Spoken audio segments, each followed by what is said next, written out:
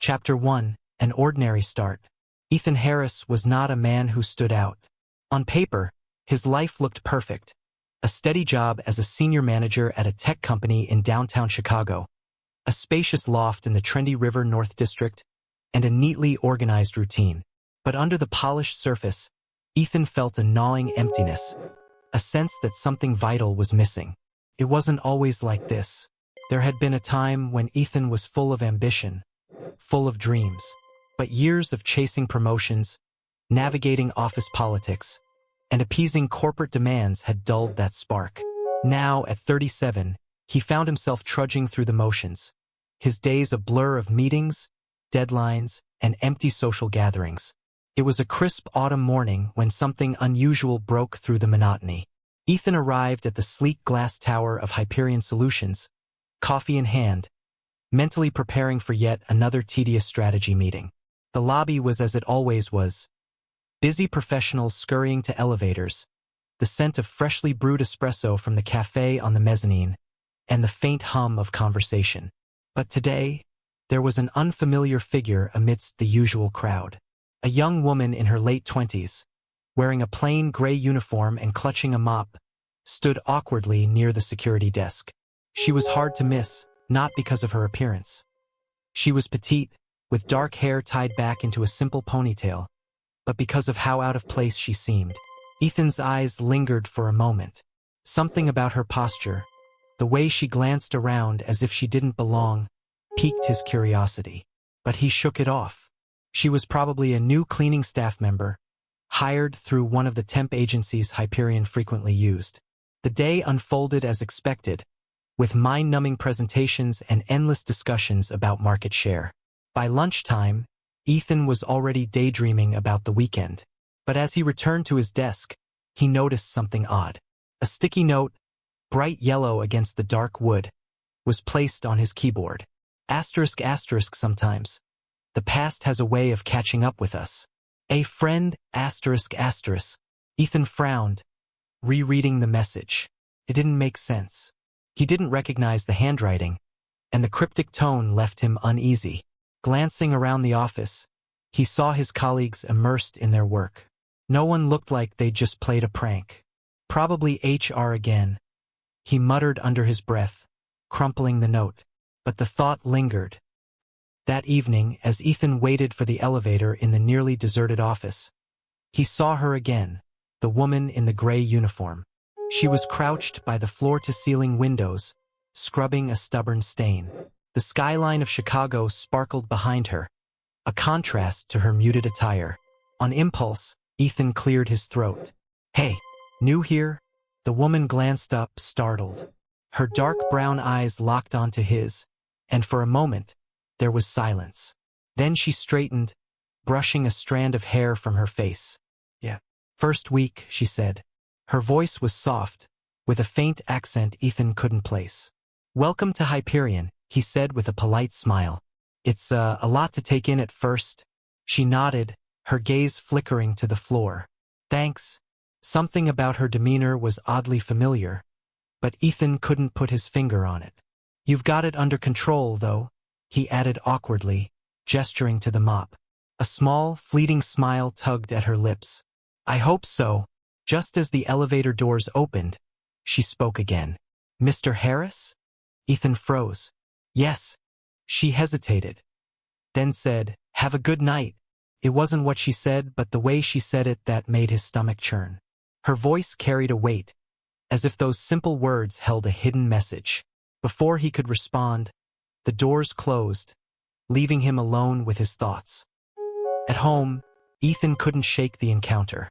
He replayed the moment in his mind, trying to decipher the strange feeling that had settled over him. Who was she, and how did she know his name? He poured himself a glass of whiskey and sat by the window, staring out at the glittering city below. The note, the woman, the look in her eyes, it all felt like the beginning of something. Ethan didn't know it yet, but his carefully constructed life was about to unravel. And at the center of it all was a young woman in a gray uniform, carrying a secret that would change everything. Chapter 2. A Note in the Dark. The following morning, Ethan arrived at Hyperion Solutions earlier than usual. The events of the previous day lingered in his mind like a half-remembered dream. The cryptic note, the strange woman, her knowing tone. None of it made sense. He told himself it was a coincidence, that he was reading too much into it. Yet, a faint sense of unease persisted. As he rode the elevator to his floor, Ethan glanced at his reflection in the polished steel walls. His tailored suit and clean-shaven face projected confidence, but his eyes betrayed fatigue. He needed answers, but he didn't even know what questions to ask. The office was eerily quiet at this hour. Only a handful of early risers were at their desks, typing away under the harsh glow of fluorescent lights. As Ethan approached his desk, he froze. Another sticky note. It was the same shade of yellow, placed precisely in the center of his keyboard. His heart raced as he unfolded it. ***, you've forgotten, but I haven't. Meet me tonight at 9 p.m. on the rooftop. Come alone. A friend, ***. Ethan's first instinct was to throw it away. This was ridiculous. He didn't have time for games, especially ones that felt like they were pulled straight out of a thriller novel. But as the day dragged on, the note nagged at him. Who could it be? What did they mean by, "You've forgotten, but I haven't"? By 8:45 p.m., Ethan was pacing his office, staring at the clock. Against his better judgment, curiosity got the better of him. The rooftop of Hyperion Solutions was not designed for visitors. It was a functional space, filled with ventilation units, satellite dishes, and maintenance equipment. Ethan pushed open the heavy metal door and stepped into the cool night air. The city stretched out before him in all its illuminated glory. For a moment he stood there, taking in the view. Then he heard a noise, a faint rustling sound coming from the far corner of the rooftop. "Hello," he called out, his voice steady but low. A figure emerged from the shadows. It was her, the woman in the gray uniform. Ethan's pulse quickened. What the hell is going on? Who are you? She stepped closer, the moonlight catching her features. There was something different about her now. An intensity in her eyes, a confidence that hadn't been there before. "My name is Lena," she said simply. "And you don't remember me, but you should." Ethan frowned. "I don't." She cut him off. 10 years ago in Seattle. Does that ring any bells? Seattle. The word hit him like a slap. Memories flooded back. His college years, the summer internship, late nights at a dingy startup office. But nothing about this woman. "I don't know what you're talking about," Ethan said, his voice sharp. Lena sighed, her shoulders tensing. "I was hoping you'd remember on your own. But I guess I'll have to remind you." She reached into her pocket and pulled out an old photograph. Ethan took it reluctantly, his hands trembling slightly. The image was faded but unmistakable. It showed a group of people, smiling and carefree, gathered outside a small coffee shop. And there he was, younger and scruffier, standing next to a girl who looked just like Lena. "That's not possible," Ethan said, staring at the photo. I don't remember this." "You wouldn't," Lena said bitterly. "You erased it. All of it. But I didn't have that luxury." Her words sent a chill down his spine. "What are you talking about? What happened?" She took a step closer, her expression a mix of anger and pain. "You made a choice back then, Ethan. A choice that ruined lives. And now you're going to face the consequences." Ethan's mind raced, but the more he tried to recall, the more his memories seemed like fragmented puzzle pieces. "I don't understand," he said quietly. "You will," Lena said. "Meet me tomorrow at 7 p.m. at Millennium Park. I'll tell you everything." Before he could protest, she turned and disappeared into the shadows, leaving Ethan alone on the rooftop with the photograph and 1,000 unanswered questions. The night unfolds. Ethan barely slept that night. He sat at his desk, staring at the photograph, trying to piece together the fragments of his past. Who was Lena? What had happened in Seattle? And why couldn't he remember? As the city outside began to stir with the first rays of morning, Ethan made a decision. He would go to Millennium Park, but not before digging deeper into Lena's story. For the first time in years, Ethan felt alive.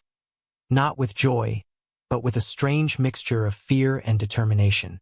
Whatever secrets his past held, he was going to uncover them. Chapter 3: Shadows of Seattle. The day at Hyperion Solutions dragged on like a slow-moving storm cloud. Ethan couldn't concentrate. Every spreadsheet, every email, every meeting seemed trivial compared to the questions that gnawed at him. Who was Lena, and what had happened in Seattle? Ethan spent his lunch break alone in his office. The photograph Lena had left him sitting on his desk.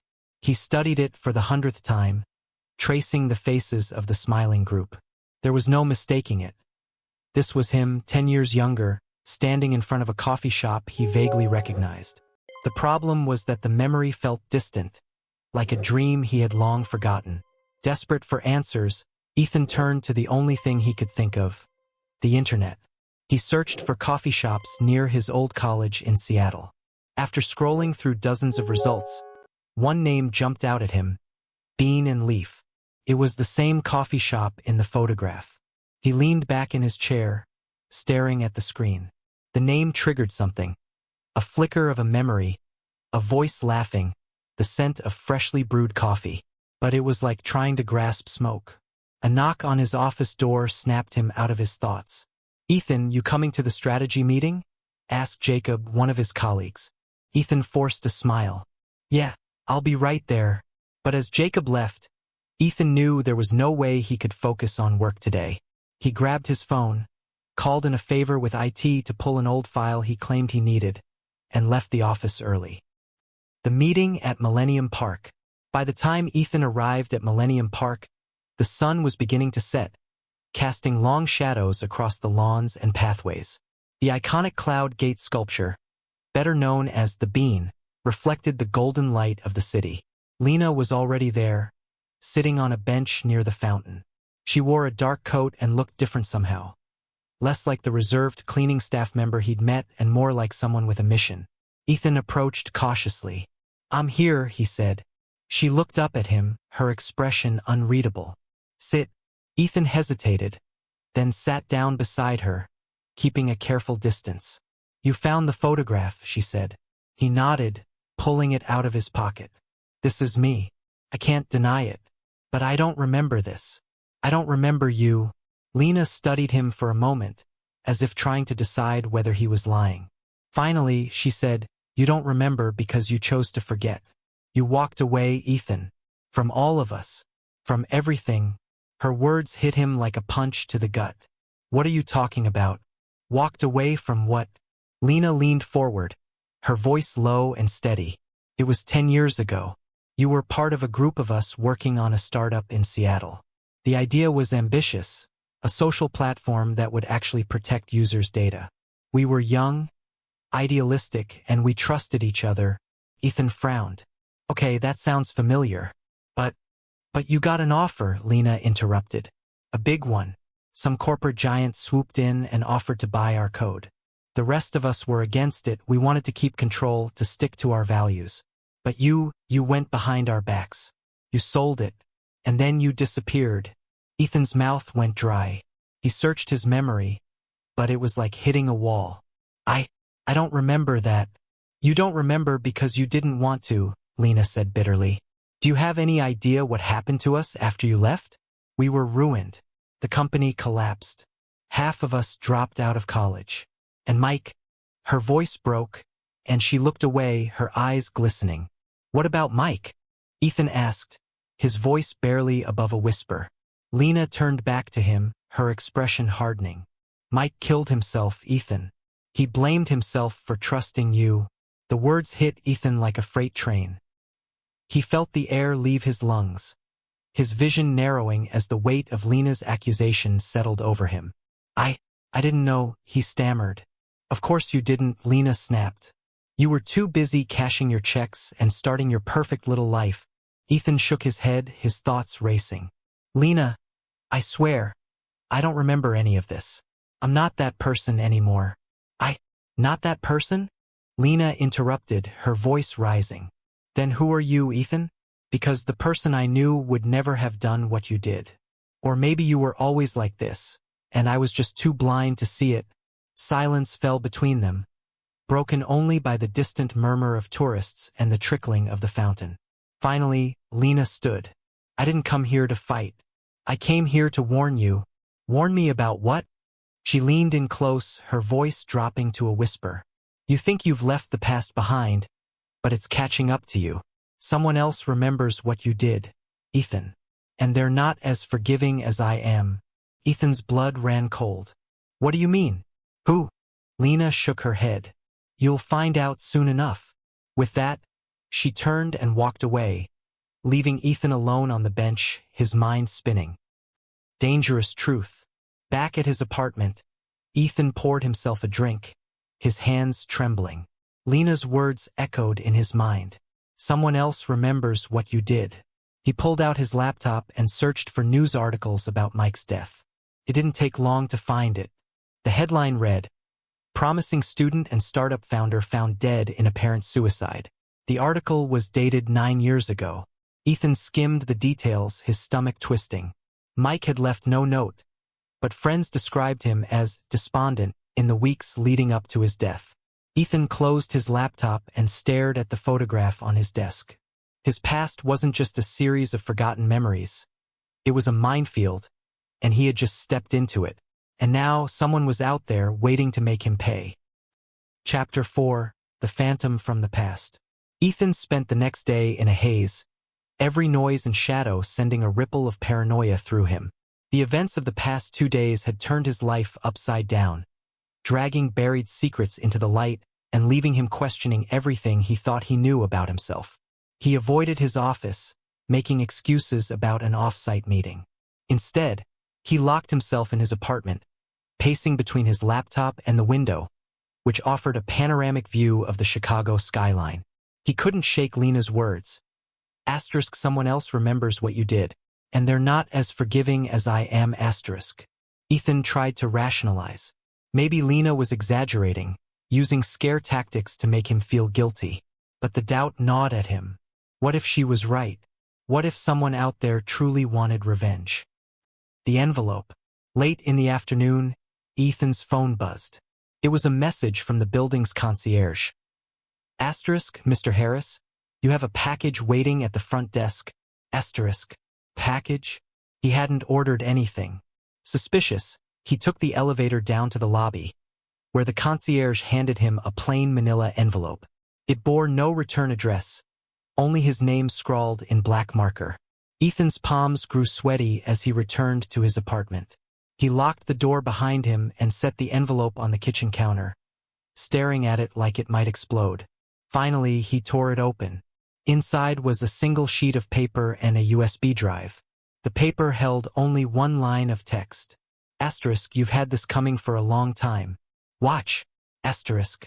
His hands trembling, Ethan inserted the USB drive into his laptop. A single video file appeared, labeled the truth.mp4. He hesitated, his finger hovering over the trackpad. Then, summoning his courage, he clicked play. The video was grainy, clearly shot on a phone, but it was unmistakable.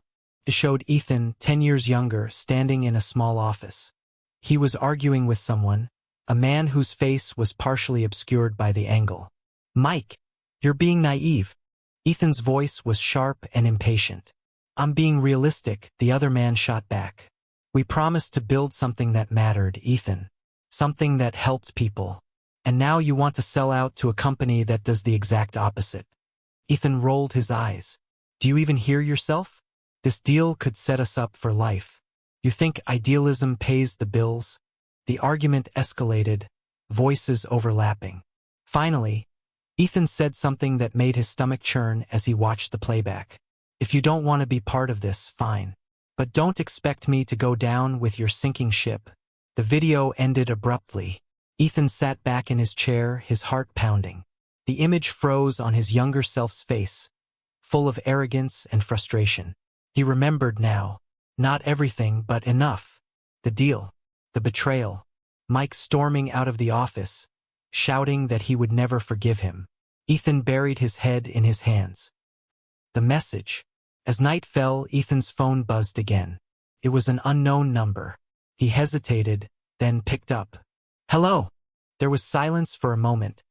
Then a distorted voice said, You've seen the video. Ethan's blood ran cold. "Who is this?" "You know who I am," the voice replied. "And you know why I'm doing this." "I don't know anything," Ethan said, his voice shaking. "If this is about what happened in Seattle, I'm sorry.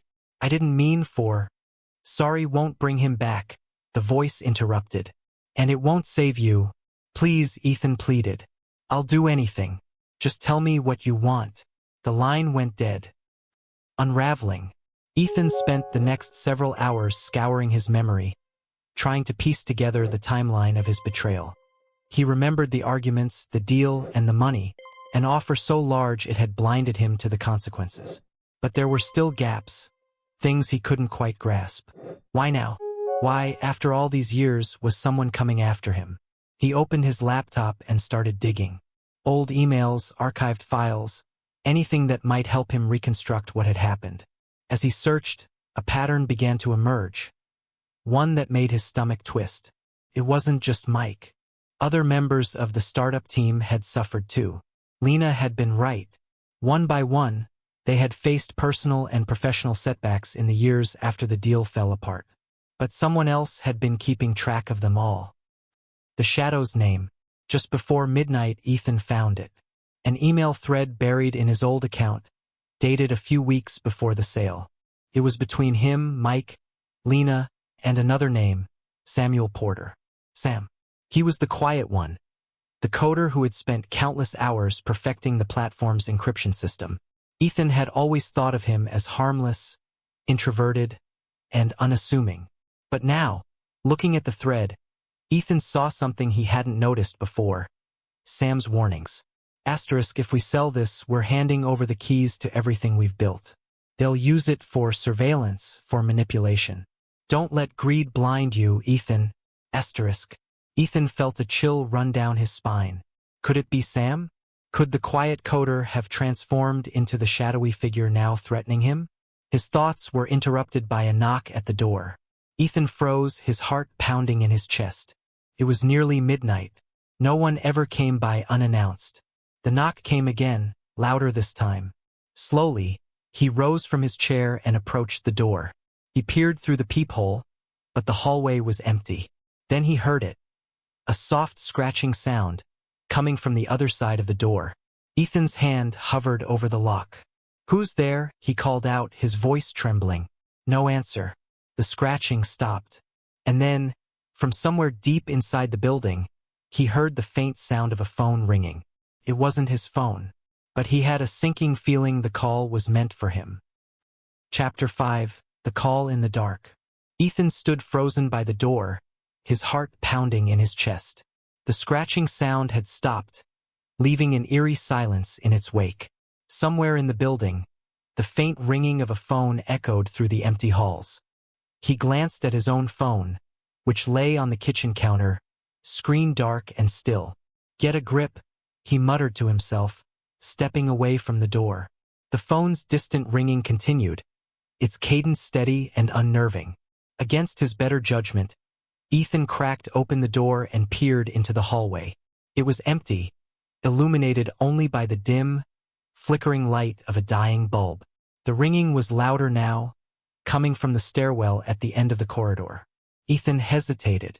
Every instinct screamed at him to stay inside, lock the door, and call the police. But a strange compulsion pulled him forward. Maybe it was guilt or fear, or a desperate need to confront whoever was doing this to him. Grabbing his phone and slipping it into his pocket, he stepped into the hallway. The stairwell. The door to the stairwell creaked as Ethan pushed it open. The sound of the phone was louder now, echoing up the concrete walls. It seemed to be coming from below. "Hello," he called out, his voice trembling. No response. Ethan gripped the metal railing and began descending the stairs, his footsteps echoing in the silence. He passed the 9th floor, then the 8th, the ringing growing louder with each step. Finally, he reached the 6th floor. The ringing stopped. Ethan froze, his breath caught in his throat. The sudden silence was deafening. And then, a new sound. A soft, rhythmic tapping. It was coming from the other side of the door. He approached cautiously, his hand shaking as he reached for the handle. He pushed the door open to reveal a dimly lit corridor. There, in the middle of the hallway, was an old rotary phone sitting on the floor. Its black cord coiled around it like a snake, though it wasn't plugged into anything. The tapping sound came from the receiver, which dangled from the phone's cradle, swaying gently as if someone had just placed it there. Ethan's skin prickled. He looked up and down the hallway, but it was empty. Slowly, he stepped forward and picked up the receiver. "Hello," he whispered. For a moment, there was nothing but static. Then a voice crackled through the line, low and distorted. "Do you remember now, Ethan?" His blood turned to ice. "Who is this? You don't recognize my voice?" "I'm disappointed." Ethan gripped the receiver tighter. "Sam," he said, his voice barely audible. The line went silent for a moment. Then the voice chuckled softly. "It took you long enough. I wasn't sure you'd figure it out. What do you want?" Ethan demanded. Sam's tone turned cold. "What I've always wanted, justice. For Mike. For Lena. For everyone you left behind when you decided their lives were worth less than your payday." Ethan swallowed hard. "I didn't mean for any of that to happen. I was young. I made mistakes. But I didn't—" "Save your excuses," Sam interrupted. "You can't talk your way out of this. Not this time." The static grew louder, almost drowning out Sam's next words. "Come to the place where it all began. Tomorrow. Midnight. Alone." Before Ethan could respond, the line went dead. The place where it began. Ethan spent the rest of the night poring over his memories, trying to piece together what Sam's cryptic message could mean. "The place where it all began," he murmured, pacing his apartment. The phrase could only mean one thing: bean and leaf. The coffee shop in Seattle. The place where the team had first met, where they'd brainstormed late into the night, dreaming of a brighter future. But Sam couldn't possibly mean the actual coffee shop, could he? It was thousands of miles away. And then Ethan remembered there was another place. The startup office. A small, run-down space in an industrial district of Seattle. That was where they had worked, fought, and ultimately fallen apart. If Sam was calling him back there, it could only mean one thing. He wanted Ethan to face his past head-on. Preparations. Ethan booked a last-minute flight to Seattle the next morning. He barely slept, his mind racing with what awaited him. Landing in the rainy city brought a wave of nostalgia and dread. The streets looked the same, but Ethan felt like a stranger.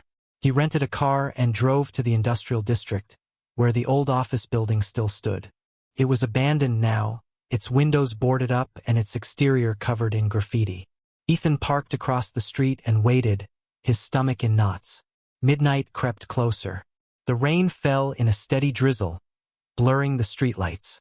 Finally, he stepped out of the car and crossed the street. The confrontation. The door to the building was ajar, creaking on its hinges. Ethan pushed it open and stepped inside, the smell of damp and decay filling his nostrils. The faint glow of a single light bulb illuminated the center of the room. A figure stood beneath it, his back to Ethan. "Sam," Ethan said, his voice echoing in the empty space. The figure turned. Sam looked different. Older, leaner, with dark circles under his eyes and a hardened expression. But there was no mistaking him. "You came," Sam said, his voice calm but cold. Ethan nodded. "I'm here. Now what?" Sam took a step closer, his gaze piercing. "You ruined everything, Ethan. You walked away and left us to pick up the pieces. And now you're going to pay for what you did." "I didn't mean for any of it to happen," Ethan said, his voice breaking. "I was stupid, selfish, but I'm not that person anymore." Sam laughed bitterly. "You think that changes anything? You think that brings Mike back?" Ethan swallowed hard. "No, but I'm willing to make it right. Whatever it takes."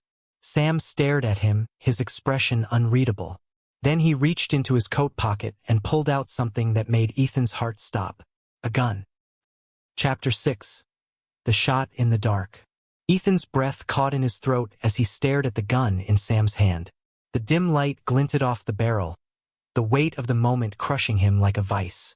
"Sam, you don't have to do this," Ethan said, his voice trembling. He raised his hands, palms open, in a gesture of surrender. "Don't tell me what I have to do," Sam snapped. His voice was low, but it carried the sharp edge of years' worth of anger and pain. The gun trembled slightly in Sam's hand, a small but telling sign that even he wasn't fully convinced.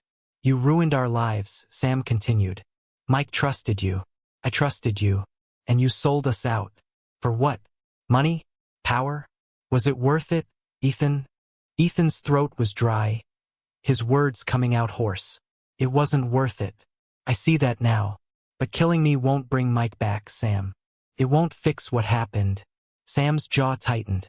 "You don't get to tell me what will fix this. You don't get to decide anything anymore."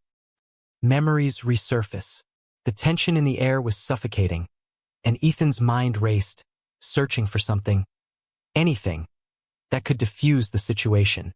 "I didn't know," Ethan said suddenly, his voice cracking. "About Mike. I didn't know what he was planning to do that night. If I had—" Sam's grip on the gun tightened. "Don't you dare. Don't pretend you cared." "I did care," Ethan said, his voice growing more desperate. "I made mistakes, Sam, but I didn't want anyone to get hurt. Mike was my friend too." Sam shook his head, his face contorted with rage. "Your friend? You abandoned him when he needed you most. You pushed him to the edge, Ethan. You may not have pulled the trigger, but you killed him all the same." Ethan winced as the words hit him like a blow. He hadn't been there that night. He'd walked away, too wrapped up in his own ambitions to see the damage he'd caused. And Mike had paid the ultimate price. A second chance. Sam raised the gun, his aim steady now. "This is for him," he said quietly. Ethan closed his eyes, his heart hammering in his chest. He thought of all the things he would never say, the apologies he would never make, the lives he would never touch. A loud bang echoed through the room. But it wasn't the sound of a gunshot. Ethan opened his eyes to see Sam's arm shaking, the gun pointed at the ground. The noise had come from the building itself, a loose beam collapsing under years of neglect. Sam lowered the gun, his face a mask of anguish. "I can't do it," he muttered, his voice breaking. Relief washed over Ethan, but it was quickly replaced by a deep, gnawing guilt.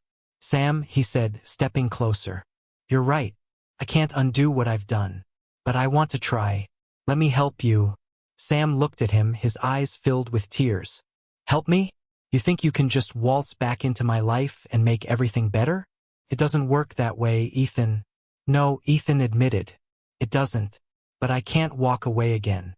Tell me what you need, Sam. I'll do whatever it takes." For a long moment, Sam said nothing. Then, slowly, he handed the gun to Ethan. The pact. Ethan took the weapon carefully, his hands trembling. He placed it on the floor and kicked it away, the weight of the moment pressing down on him. Sam sank to the ground, burying his face in his hands. "I've spent years hating you, Ethan. I've dreamed about this moment. And now that it's here," he trailed off, shaking his head. Ethan knelt beside him, unsure of what to say. "I can't take back the past, but I can face it with you. Whatever that means." Sam looked at him, his eyes red and raw. "You have no idea what you're asking for." "Maybe not," Ethan said. "But I know I deserve it." A new path. The two men sat in silence for what felt like hours, the tension slowly dissipating. Finally, Sam stood, his movements stiff and weary. "There's more to this than you know," he said, his voice quiet but firm. "What do you mean?" Ethan asked. Sam glanced at him, his expression unreadable. "You weren't the only one who made a deal back then. There are others, people who profited from what we built. People who are still profiting. If you're serious about making things right, we're gonna have to confront them too." Ethan nodded, a sense of purpose beginning to take shape amidst the chaos. "Whatever it takes," he said. Sam stared at him for a long moment, then gave a small, almost imperceptible nod. "Then let's get to work." A reckoning. As they left the abandoned building, the rain had stopped, leaving the streets slick and reflective. The city seemed to hold its breath, as if waiting for what was to come. Ethan knew that this was only the beginning. Facing Sam had been the first step, but there were others, people and truths that had to be confronted. For the first time in years, he felt a spark of hope. Not for redemption, he wasn't sure he deserved that, but for the chance to finally take responsibility. Sam walked beside him, silent but resolute. They were bound now not by friendship, but by the shared weight of the past. The reckoning had begun. Chapter 7: The Web Untangles. Ethan and Sam drove in silence, the tension between them a living, breathing thing. The rain had returned, drumming against the car's windshield as they navigated the dark streets of Seattle. The city seemed different now, less nostalgic and more foreboding, its shadows stretching longer than before. Sam finally broke the silence. "There's someone we need to see first." Ethan glanced at him. "Who?" Sam's jaw tightened. "Lena." The name hit Ethan like a punch to the gut. Lena had been Mike's fiancée, a fiery woman with a sharp mind and an unwavering belief in their shared vision. After Mike's death, she had vanished from Ethan's life, leaving behind only unanswered questions and unresolved guilt. "She's still in Seattle?" Ethan asked, surprised. Sam nodded, his eyes fixed on the road ahead. "She never left. But she's not the same person you remember." The reunion. Lena lived in a modest apartment on the outskirts of the city. The building was old but well-maintained. Its exterior painted a cheerful shade of yellow that felt out of place against the gray sky. Sam led the way up the stairs, his movements stiff and deliberate. He knocked on the door twice, then stepped back. The door opened a crack, and Lena's face appeared. Her dark eyes, once filled with warmth and determination, now held a guarded wariness. She looked at Sam, then at Ethan, her expression hardening. "What's he doing here?" she asked, her voice cold. "Let us in," Sam said. "We need to talk." Lena hesitated, her gaze lingering on Ethan. Finally, she stepped aside, allowing them to enter. The apartment was small but cozy, filled with books, plants, and personal touches that spoke to a life lived quietly. Ethan couldn't help but feel like an intruder. Lena crossed her arms, leaning against the kitchen counter. "Start talking." Sam glanced at Ethan, then back at Lena. "He knows about Mike." Lena's expression darkened. "And? What do you want from me, Ethan? An apology? Forgiveness? Because you're not getting it." Ethan held up his hands defensively. "I don't expect you to forgive me. I just want to make things right." "Make things right?" Lena laughed bitterly. "You think you can undo what you did? Mike is dead, Ethan. You can't fix that." "I know," Ethan said quietly, "but there are people out there who profited from what happened. People who used all of us. I want to stop them." Lena's eyes narrowed. "And you think I can help you?" "You know more than we do," Sam interjected. "You stayed behind. You kept digging. If anyone has the answers, it's you." Lena studied them for a long moment, her expression unreadable. Finally, she sighed and walked over to a bookshelf, pulling out a worn leather folder. "You want answers?" she said, tossing the folder onto the table. "Here's what I've got." The puzzle pieces.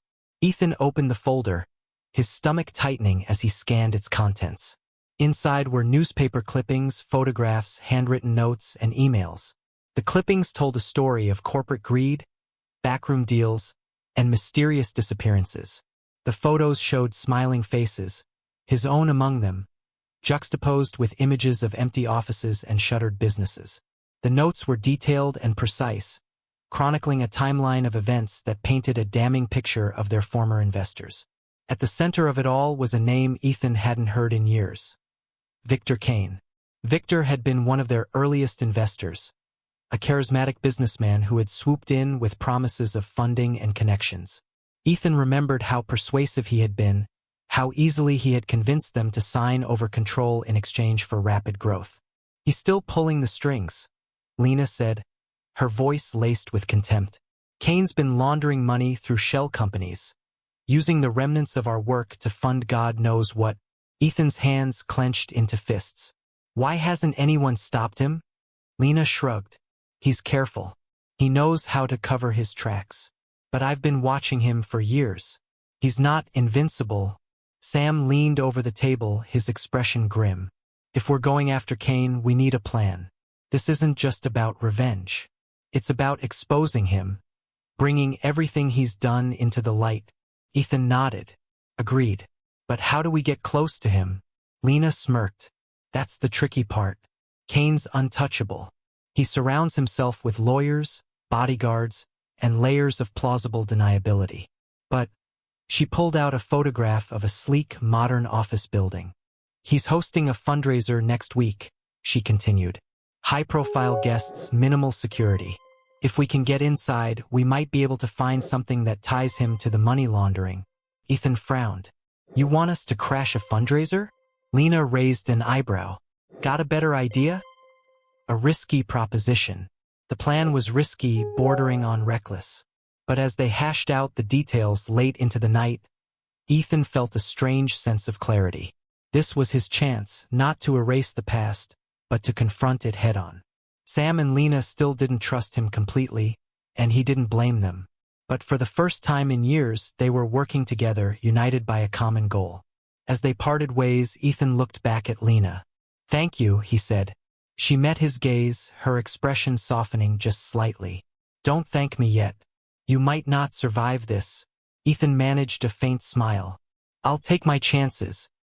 The first move. The next morning, Ethan stood outside a luxury suit store, staring at his reflection in the glass. If he was going to infiltrate a high-profile event, he needed to look the part. But it wasn't just the suit he was worried about. It was everything, the lies he would have to tell, the risks he would have to take, the secrets he would have to face. For years, he had run from the consequences of his actions. Now, there was nowhere left to run. As he stepped inside, a single thought echoed in his mind. It's time to end this. Chapter 8. Into the Lion's Den. The night of the fundraiser arrived with a weighty air of expectation. Ethan stood in front of the hotel's grand entrance, his reflection caught in the gleaming glass doors. Dressed in a tailored suit, he looked every bit the polished businessman he once aspired to be. But beneath the polished exterior, his nerves churned. The venue was a sprawling, opulent structure nestled in the heart of downtown Seattle. Glittering chandeliers spilled golden light across marble floors, and the sound of string instruments floated through the air. The event was a spectacle of wealth and influence, its guest list a who's who of the city's elite. Ethan tightened his grip on the invitation Lena had managed to forge. Next to him, Sam adjusted his tie, looking as out of place in his suit as a wolf in sheep's clothing. You sure this is going to work? Ethan asked under his breath. Sam smirked. No, but we're here, so we might as well try. Lena approached them, blending effortlessly into the crowd in a sleek black dress. Her demeanor was calm, composed, as if she hadn't spent years quietly plotting the downfall of one of the most powerful men in the city. Remember, she said, her voice low, we're here to find leverage. Documents, records, anything that ties Kane to the money laundering. We get in, we get what we need, and we get out. Ethan nodded, swallowing the lump in his throat. Got it. The illusion of glamour. Inside, the fundraiser was even more extravagant than Ethan had imagined. Waiters in crisp uniforms moved through the crowd, carrying trays of champagne and hors d'oeuvres. Guests mingled in clusters, their laughter and conversation creating a hum of wealth and power. Ethan's eyes scanned the room, searching for Victor Kane. There he is, Lena whispered, nodding toward a tall man near the stage. Kane was just as Ethan remembered, impeccably dressed, with an air of effortless confidence. His silver hair was neatly combed, and his piercing blue eyes seemed to see everything. He moved through the crowd like a king among his subjects, shaking hands and exchanging pleasantries.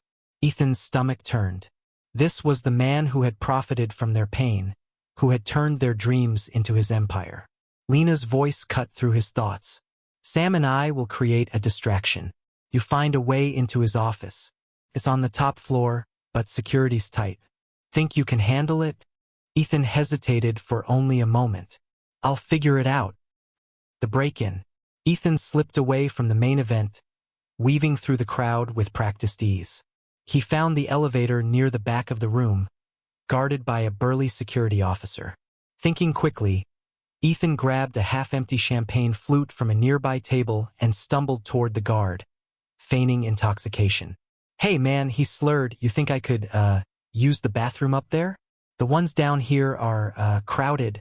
The guard frowned, clearly unimpressed. "Restrooms are on this floor, sir." Ethan pretended to wobble, spilling champagne onto the guard's shoes. "Damn it," the guard barked, stepping back. "Oh man, I'm so sorry," Ethan said, reaching out as if to help. In the commotion, he slipped the guard's keycard from his belt, palming it expertly. "Just get out of here," the guard growled, waving him off. "Thanks, buddy," Ethan mumbled, staggering away. Once out of sight, he straightened and swiped the keycard across the elevator panel. The doors slid open and he stepped inside, uncovering the truth. The top floor was eerily quiet, a stark contrast to the lively fundraiser below. Ethan moved quickly, his heart pounding as he searched for Kane's office. He found it at the end of a long corridor, its double doors imposing and austere. Using the keycard again, he slipped inside and closed the door behind him. The office was a monument to Kane's success. Sleek furniture, modern art, and a wall of windows offering a breathtaking view of the city skyline. But Ethan had no time to admire the decor.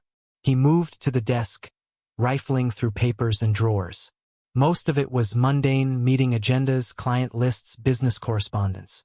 But then he found a folder labeled Emerald Holdings. Ethan's pulse quickened as he opened it.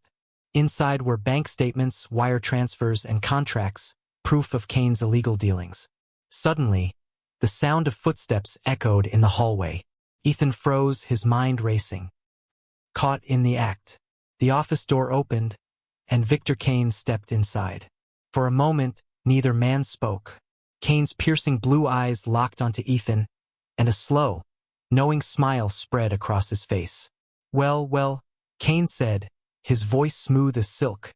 "If it isn't Ethan Cole, I'd say it's good to see you, but I'd be lying."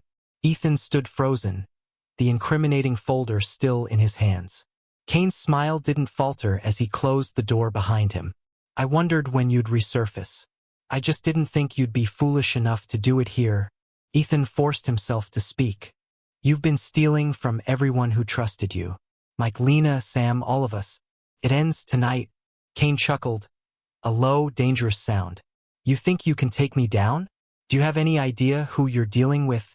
Ethan squared his shoulders, meeting Kane's gaze. "I know exactly who you are, and I'm not afraid of you." Kane's expression darkened, his voice dropping to a menacing tone. "You should be." The escape.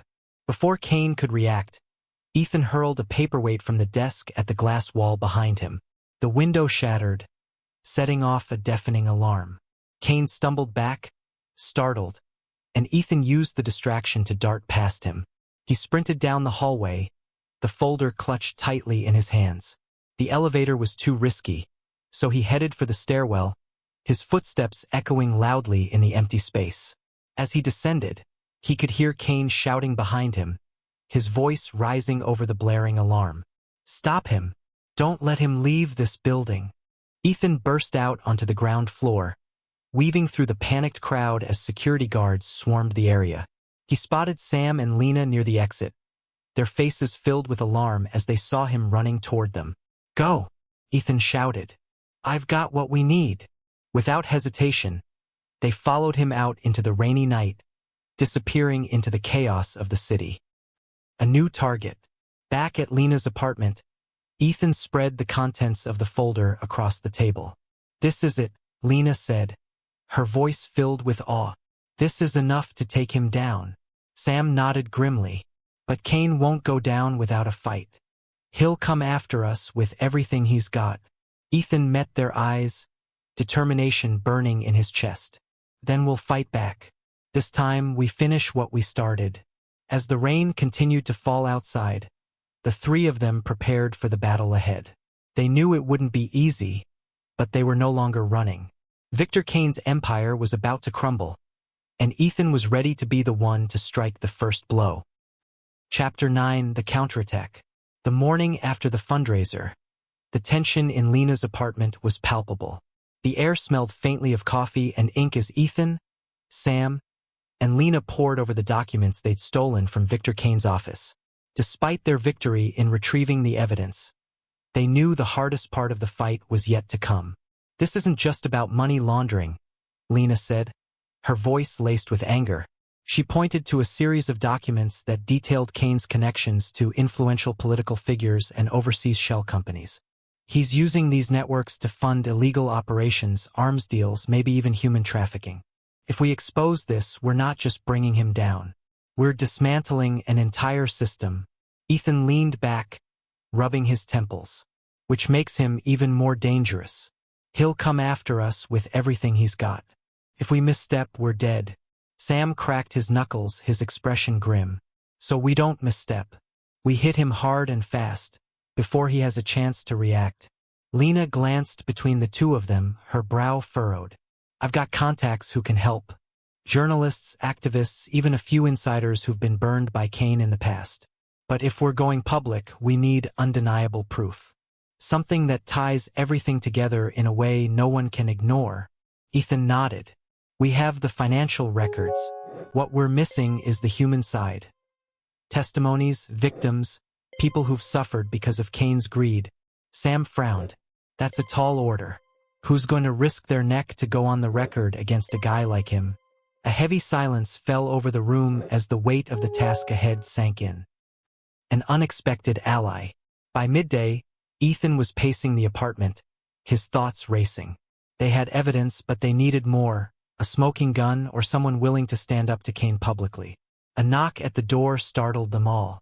Lena motioned for silence, grabbing a small handgun from a drawer. She approached the door cautiously, peering through the peephole. "It's Maya," she whispered, her tone tinged with disbelief. "Maya?" Ethan asked, confused. Before he could process what was happening, Lena opened the door. Standing there was a woman Ethan hadn't seen in over a decade. Maya Lin was one of the original team members from their startup days, a brilliant engineer with a sharp mind and a kind heart. After the company collapsed, she had disappeared from their lives, retreating into obscurity. "Maya," Ethan said, his voice soft. Her eyes locked onto his, a mixture of relief and fear on her face. "I heard what happened last night," she said, stepping inside. "Kane knows it was you. He's already moving to cover his tracks." Ethan's stomach dropped. "How do you know that?" Maya hesitated, then pulled out a flash drive from her pocket. "Because I've been working for him." The whistleblower. Maya's confession hung in the air like a bomb waiting to explode. "You're working for Kane?" Lena asked, her voice sharp with anger. "I didn't have a choice," Maya said, her hands trembling. "After the company folded, I was broke, desperate. Kane offered me a job and I took it. But I didn't know what I was getting into until it was too late." Ethan sat down, his mind reeling. "Why are you here now?" "Because I can't do it anymore," Maya said, her voice breaking. "I've seen what he's done, how he ruins lives, destroys families. I stayed quiet for years because I was afraid. But when I heard you were going after him, I knew I had to help." She placed the flash drive on the table. "This has everything you need. Emails, meeting recordings, project files. It's all there. But you have to act fast. If Kane finds out I helped you..." Her voice trailed off, the fear in her eyes speaking volumes. Ethan reached out, placing a hand on hers. "We won't let that happen. You're safe with us." Maya gave a small, shaky nod. The plan comes together. With Maya's information, the pieces of the puzzle began to fall into place. The flash drive contained damning evidence, proof of Kane's direct involvement in illegal operations and his manipulation of political and corporate systems to maintain his power. "This is it," Lena said, her eyes scanning the files. "This is what we needed." Ethan glanced at Sam. "How do we get this out to the world?" Sam grinned, his confidence returning. "We go big. No whispers, no leaks. We make a public statement that Kane can't ignore." Lena nodded. "I'll contact the journalists I trust. We'll set up a press conference. Release the evidence to every major outlet. But we'll need protection. Once this goes live, Kane will send everything he has to silence us. Ethan's jaw tightened. Then we make sure we're ready. A race against time. Over the next 48 hours, the team worked tirelessly. Lena secured a venue and coordinated with trusted journalists. Sam reached out to contacts in law enforcement, hoping to secure some measure of protection. Maya helped decrypt additional files from the flash drive, uncovering even more incriminating evidence. Ethan, meanwhile, prepared himself for the inevitable confrontation with Kane. He knew the man wouldn't go down quietly. The night before the press conference, Ethan stood on the balcony of Lena's apartment, staring out at the city lights. Maya joined him, her expression pensive. "Do you think this will work?" she asked softly. Ethan glanced at her. "I don't know, but we have to try." Maya nodded, her gaze distant. "I spent so many years hiding from him, telling myself I didn't have a choice.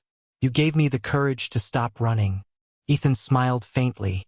"You gave yourself that courage, Maya. You're stronger than you think." Kane strikes back. The next morning, as the press conference was about to begin, a black SUV pulled up outside the venue. Ethan spotted it through the window and felt his pulse quicken. He recognized the man stepping out of the vehicle, one of Kane's enforcers, a hulking figure with a cold, calculating demeanor. "They're here," Ethan said, alerting the others. Sam cursed under his breath. "We knew this was coming." Lena grabbed her phone. "I'll call the police. We need to buy ourselves time." The enforcer entered the building, flanked by two other men. Their presence was a silent but unmistakable threat. Ethan squared his shoulders, stepping forward to confront them. "If you're here to intimidate us, you're wasting your time." The enforcer smirked. "Kane doesn't like loose ends. You've made this personal, Cole." "That was a mistake." Ethan didn't flinch. "The mistake was thinking you could keep this hidden forever. Your time's up." The press conference was moments away, and the battle lines were drawn. As the first reporters filed into the room, Ethan knew there was no turning back. The truth was about to come out, and Victor Kane's empire was on the brink of collapse. Chapter 10. The Fall of an Empire. The room buzzed with anticipation as journalists, activists, and legal representatives gathered. Cameras lined the back wall, their red lights blinking in readiness, and microphones clustered on the podium like a field of wildflowers. This was it, the moment Ethan and his team had been working toward, the culmination of years of pain, loss, and resolve.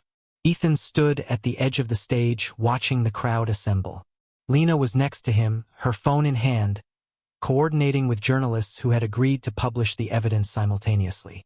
Sam hovered near the entrance, keeping a watchful eye on the building's security. Maya sat off to the side, her face pale but resolute. The enormity of what they were about to do weighed heavily on Ethan. This wasn't just about taking down Victor Kane. It was about giving a voice to everyone who had been silenced, about shining a light on the corruption that had ruined so many lives. "You ready?" Lena asked, her voice steady despite the tension in the air. Ethan nodded.